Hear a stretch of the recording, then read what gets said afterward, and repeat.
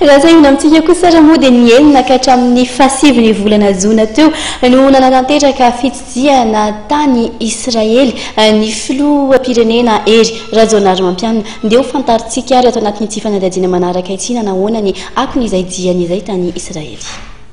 Noraisiny Prime Ministre israeliana Benyamin Netanyahu ny filoham-pirenena ery Rajonary Mampianina ny alahady lasa teo araka ny fanambarana navoaka ny fiadidiana ny Repoblika.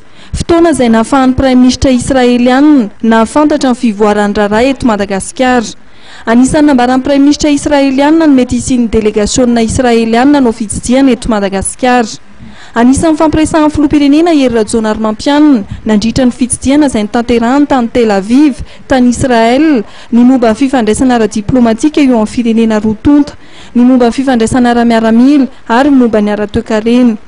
Momba izay toekarena izay dia napetraka tao Tel Aviv ny tranobe ny varotra iraisan'ny Israel sy Madagasikara. Ny zoma lasa teo no nanatanterahana ny fitokanana. Narahana dinika niarahana tamin'ny sehatra tsy miankina israeliana sy ny délégation ny tanterahan'ny filoham-pirenena ery Rajonary Mampianina izany. Ny mpandraharaha momba ny fampitaovana ny hopitaly sy ny momba ny familahana ny rano no anisan'ny niaona tamin'ny délégation malagasy. Eo amin'ny fifandraisana ara-miaramila dia anisan'ny nojerena niaraka tamin'ny israeliana ny momba ny fiarovam-pirenena ary ny fahandriam-pahalemana. Nisy ny fampisehoana ny fitaovana ampiasain'ny miaramila israeliana momba ny fiarovam-pirenena toy ny fiara mifono-vy, ny radar, ny momba ny fiarovana ny sisin-dranomasina. Tsy misy kosa hatreto ny fampitam-baovao raha isan'ny fanohanana ara-teknika omen'ny israeliana ny malagasy na tsia.